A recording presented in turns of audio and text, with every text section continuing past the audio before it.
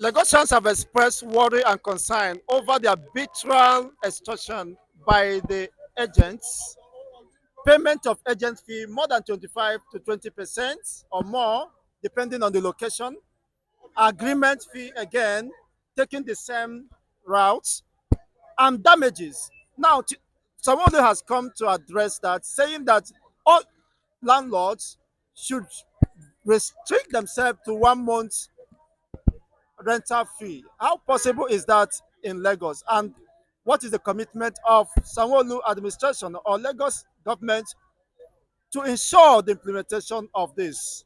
It will be definitely a welcome development. I think it will cushion the effects of masses that are really in need of accommodation. And I can say categorically that the government too should lead by example.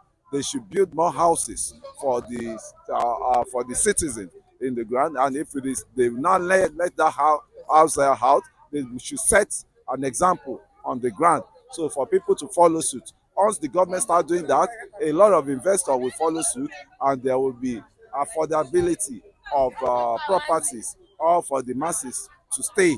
But the condition, the way people live now in Lagos is not welcoming at all, because as it is, we need massive investment in properties now. And about the agent, if the rule can stand, at least it will be very okay for me personally, because I think this is not the time that we're supposed to be making life unbearable for people, for ourselves. So I think that the bill will be highly welcomed by me too, for them to, I mean, if it is 1 month, if it is 2 months, if it is 3 months, let them pay. I will have even support that 3 months or 3 months the payment, so that you will know you have a strength time a bit to organize for the next payment. But can it work in a country like Nigeria? Can it work? That's another thing. And when the government will say something, it's another directive. Some other people will go, because they will say, because it happens other governor, past governor, what's it called? Past governor, that's the one of the governor of Lagos State actually. He said they should be collecting one year rent, and they now find out that even within the circle of the commissioner, within the circle of the state actors within the Lagos state government, they have mansions in GRA, they have all around, and they are collecting 2 years. Some are doing long lease. So I think the issue is they should grade the issues of renting in this country. There are some people, they are prone, they are high profile people. Those ones will not tell, we don't want 6 months, what's it called? They will like long lease, so that the inflation that will come, they will not be able to catch up with the increment on them. So I think it's an option, and it has to come people to the round table to now decide how do we go about this. It's not just only government. You call the government has to call the state actors, the stakeholders, the state actors in the property section to come on the board and let them fish out what solution they can have. Now, we can see that in Lagos, the supposed mega city, uh, over 10 million people are deficits of housing. I mean, people are living outside in the environment, on the streets of Lagos, under the bridge. And what is the government doing to make sure that her citizens get affordable and accommodation for them, especially the low income earning? The system can never change. Us, we still have Lagos as only safekeeping for average Nigeria. And I would even commend Lagos for occupying all these citizens. See, the problem we are having in this country is not a big problem. Everybody are coming to Lagos because they see Lagos as an attractive place. Why can't some other governors come to Lagos and borrow some leave from Lagos? And what is lacking, infrastructure that is lacking in the state, they will copy it from Lagos, take it down. I think that is what is really working for all this advanced country that we see. If I'm in New York, What did I want to go and do in California? What did I want to go and to do in New Jersey? Since all what I need is within my domain, so they should update their developed other states, because Lagos is safe haven. I can tell you wholeheartedly. Lagos is safe haven for everybody now. Everybody wants to be in Lagos. As we are talking now, some people are coming already. They drop them down from the the top, and they from the top, and they're about to embark on Lagos. Those people will need houses. They will need shelter. They will need all sort of things.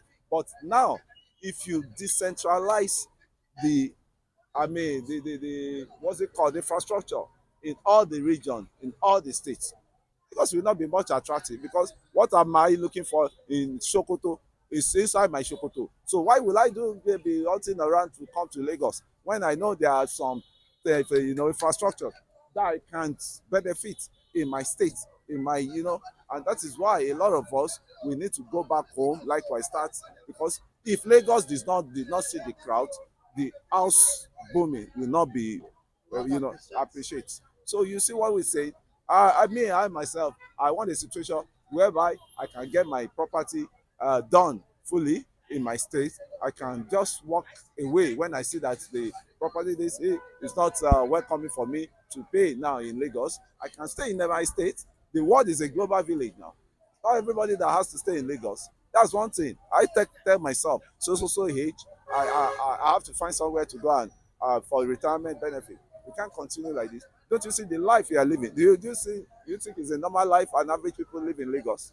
It's not a normal life. You go to work, or early morning, you go to square zoo, but you come back again. It's stress. It's just tension because of the population explosion is happening in Lagos, and so far there will be deficit of accommodation as it is. Now, just it's been reported that an average Nigerian senator gets 2 billion constituency allowances. If they have invested it in housing development and all that, don't you think the housing deficit in Nigeria would have been reduced drastically with that 2 billion constituency allowances for senators, 1 billion for House of Reps?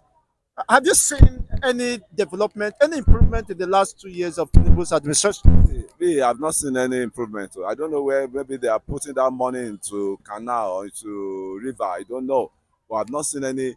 At least if that is happening, Nigeria will have been Eldorado. Nigeria will have been another, what's it called, California or that sort of things. So to me, you see, let me just say, start. Average Nigerian have great symptoms. That money, instead of investing it into humanity, into the masses, they prefer to go and put that money in fixed deposits for it to have some interest before they can get anything done. So to me, I think we can't continue the way we are. As the way we are, we are treating ourselves.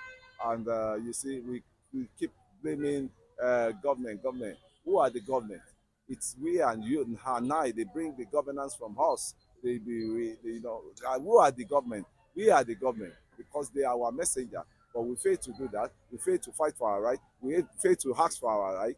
But we just stood those side to ask some questions, that we need to ask from them, that this is not how we're supposed to be living. This is not how the structure or the master plan of the sustainability is supposed to be. So to me, I think everybody has a stake to engage each other. That Finally, before you leave, the World Bank has made projection 2027 more Nigerians will sink into poverty. Does it mean that Tinubu's administration and the budget for the year will not have any positive impact on Nigerians with the current economic realities, inflation, hunger, and insecurity? Are they saying indirectly that Tinubu has nothing to offer to Nigerians? If more Nigerians, instead of being lifted out of poverty, just like China, Singapore, and the other rest of the world is doing, making effort to lift their citizens out of poverty. But unfortunately, the World Bank, the IMF, is saying that more Nigerians will lose jobs, sink into poverty. Your take on this development? I want you to understand what we are going through now. What we are going through is a multifaceted crisis we are going through. In one side, we are fighting the insecurity. And where is the insecurity coming from? They are not coming from the blue moon. They are within us. People that are perpetrating it, they are within us. Can you be fighting war and you still be expecting your economy will, the money you're supposed to even use to feed the nation, to, to build on infrastructure is what you are wasting on insecurity. So what do you expect to happen then? World Bank are saying the right thing. They are saying the right thing because what we created within ourselves, all those people, they are not from the moon. Those people causing insecurity. If you are really ready to tame them in the bud, nip them in the bud, we ought to. But Nigeria is not ready to fight this insecurity. Our leaders, if they are really ready, it doesn't In take them. Nigeria, you mean the government or the defenseless masses who will fight the insecurity? The government and the defenseless masses, I can tell you, we have to believe in the country for us to be able to achieve what we want. I made. If you all of us say Nigeria is this that, I'm sure you're a father. I'm a father. Will I now leave my children just to be? I mean, be approached by the what's it called? What they call them? That's the no Fulani H-men, all sort of things.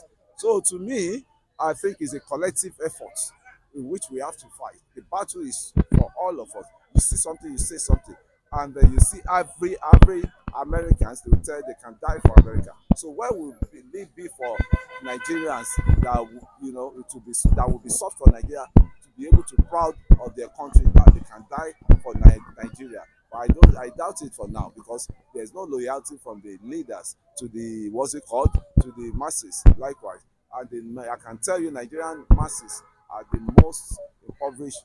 If not, they want to 10. You can count them among the 1 to 10 impoverished masses because of if the simple thing our leader failed to do. Everything is not about politics. Once you are putting the right structure on ground for the youth to follow, the right structure on ground for the youth, they don't need anything from you again. The right structure is let there be light, let there be let there be small scale industry that you build instead of them building what's it called where they have fun event center. Build build plus of plus of investment for them so that they can go embark on and nobody will remember there's one government or no government. Once you can get your self move on daily need, you can fix up your daily need with your family. Who wants to be thinking about government? No, but they should do the needful, do the necessary things. As it is now, there's no light in the country, and average sellers, average barber, he has to rely on light to barb his customer. So all those things is diminishing the productivity of the average citizen.